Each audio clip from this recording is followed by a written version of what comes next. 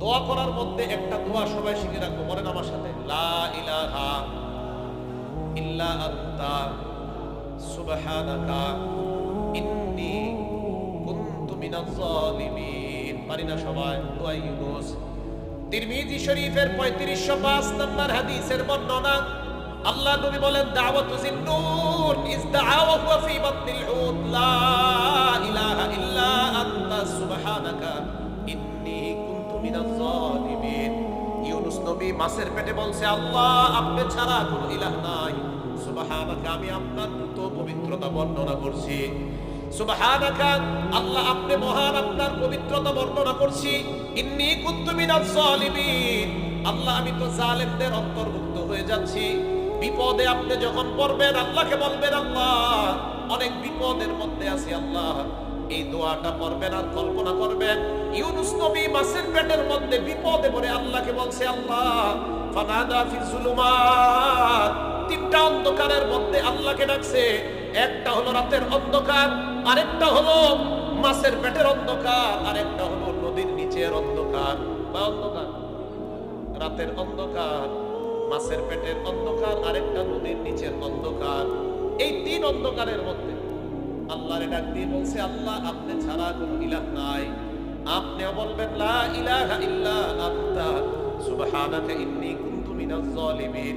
আপনি ঋণগ্রস্ত আছেন, আপনি এই ঋণের কথা এই দোয়া দিয়ে মুসিবত আল্লাহর কাছে প্রকাশ করেন। নবীজি বলছেন, লাম ইয়াদউ বিহা রাজুলুন মুসলিম, কোন মুসলমান যদি এই দোয়াটার মাধ্যমে আল্লাহর কাছে দোয়া করে, ইল্লা ইস্তাজাব আল্লাহ, আল্লাহ সাথে সাথে তার দোয়া কবুল করে নেয়। এখন কথা হলো, আল্লাহ পাক রব্বুল আলামিনের কাছে দোয়া করলে আল্লাহ কবুল করে নেয়, এটা আল্লাহর ওয়াদা।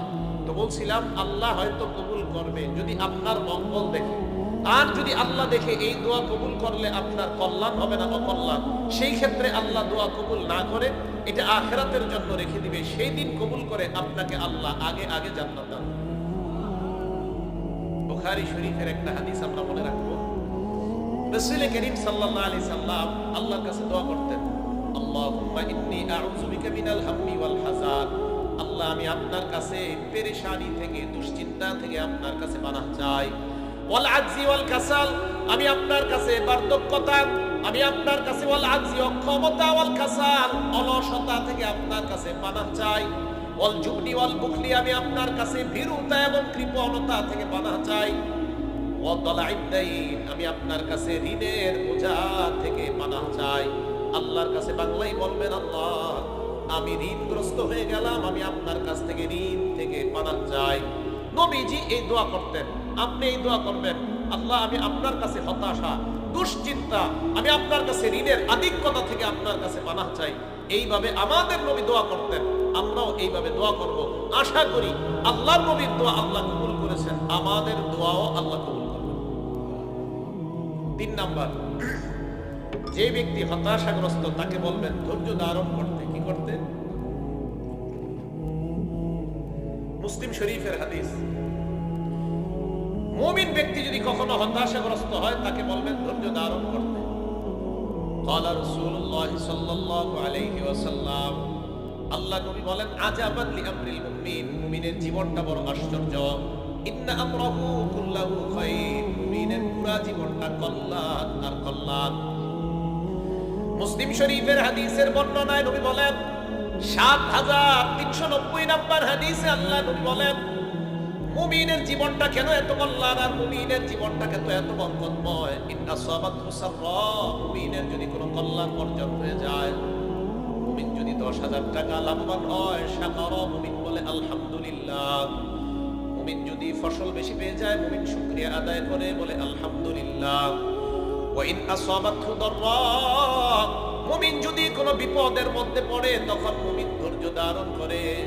তাহলে মুমিন যদি নিয়ামত পেয়ে যায়, মুমিন শুকরিয়া আদায় করে, এটাও তার জন্য কল্যাণ। মুমিন যদি কোনো বিপদের মধ্যে পড়ে ধৈর্য ধারণ করে, এটাও তার জন্য কল্যাণ। মুমিন নিয়ামত পেয়ে শুকরিয়া আদায় করে, আল্লাহ নবী কয় এটাও তার জন্য কল্যাণ। মুমিন বিপদে পড়ার পর ধৈর্য ধারণ করে, ফাকানা খায়রাল্লাহ, আল্লাহ নবী বলেন এটাও তার জন্য কল্যাণ। তাহলে বলেন তো মুমিনের নিয়ামত আসলে কি করা? শুকরিয়া। মুমিনের বিপদ আসলে কি করা, ধৈর্য ধারণ করা, এই হলো 3 নাম্বার। আর সবরু, মুমিন কোন বিপদের মধ্যে পড়লে তাহলে আমরা তাকে বলবো আপনি ধৈর্য ধারণ করেন, ধৈর্য ধারণের অনেক ফজিলত, এই কথাগুলো আমরা মুমিনকে শিখিয়ে দিব। 4 নাম্বার আর রাজা, আল্লাহর কাছে আশা করা। কি আশা করা? বুখারী শরীফের হাদিস 7405 নাম্বার হাদিস। আল্লাহ পাক রব্বুল আলামিন বলেন, হাদিসে কুদসির মধ্যে বলেন, আনা ইনদা যন্নি আবদি বি, আমার বান্দা আমার প্রতি যেমন ধারণা রাখে আমি তার প্রতি তেমন। কথাটা বুঝেন নাই? আল্লাহ বলেন আমার বান্দা আমার প্রতি যেমন ধারণা রাখে আমি তার প্রতিও তেমন। ব্যবহারটা কি পরে বলতেছে? ওয়া আনা মাহু ইজা যাকারানি, আমার বান্দা যখন আমাকে স্মরণ করে আমি তার সাথেই থাকি। এবার আল্লাহ বলেন ইদ্দা কাররাবা ইলাইয়া বিশিবরিন, আমার বান্দা যদি আমার কাছে 1 বিগত দৌড়িয়ে আসে, 1 বিগত পরিমাণ যদি আমার বান্দা আমার দিকে অগ্রসর হয়, তাকাররাবতু ইলাইহি জিরাআ, আমি আল্লাহ তার দিকে 1 হাত পরিমাণ অগ্রসর হয়ে যাই। ওয়া ইন তাকাররাবা ইলাইয়া জিরাআ, আমার বান্দা যদি আমার দিকে 1 হাত পরিমাণ অগ্রসর হয়, তাকাররাবতু ইলাইহি বাআ, আমি আল্লাহ তার দিকে 2 হাত পরিমাণ অগ্রসর হয়ে যাই। এবার আল্লাহ বলেন ওয়া ইন আতানি ইয়ামশি, আমার বান্দা যদি আমার দিকে হেঁটে আসে, আতাইতুহু হারওয়ালা, আল্লাহ বলেন আমার বান্দা যদি আমার দিকে হাঁটতে হাঁটতে আসে, বিপদের মধ্যে পড়ে বাসা থেকে বের হয়ে মসজিদের দিকে রওনা হয়, আল্লাহ পাক বলেন আমি তো জানি আমার বান্দা কেন মসজিদের দিকে আসতেছে। আতাইতুহু হারওয়ালা, আমি আল্লাহ আমার বান্দার আগে রহমত নিয়ে দৌড়ায়া উপস্থিত হয়ে যায়।